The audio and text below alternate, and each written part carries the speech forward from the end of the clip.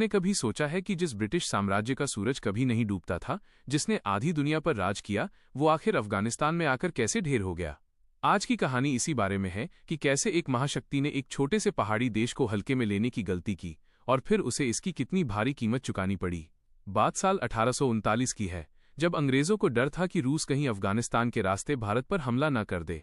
बस इसी डर में उन्होंने अपनी एक बड़ी फौज काबुल भेज दी। शुरुआत में तो उन्हें लगा कि जीत आसान है, उन्होंने अपनी पसंद का राजा भी गद्दी पर बिठा दिया, लेकिन असली खेल तो इसके बाद शुरू हुआ।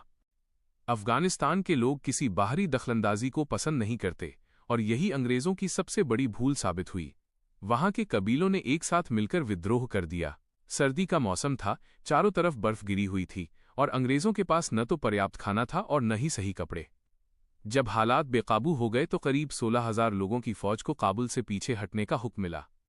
आप यकीन नहीं करेंगे, लेकिन उस कड़कड़ाती ठंड और अफगान लड़ाकों के हमलों के बीच वो पूरी की पूरी फौज खत्म हो गई।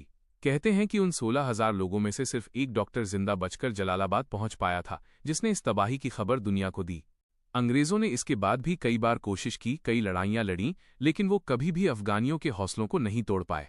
वहां का भूगोल, यानी वो ऊंचे पहाड़ और संकरी घाटियां, अफगानों के लिए सबसे बड़ा हथियार बन गईं। अंग्रेज मैदानी इलाकों में तो जीत सकते थे, लेकिन इन पहाड़ों में छिपकर वार करने वाले लड़ाकों का मुकाबला करना उनके बस की बात नहीं थी।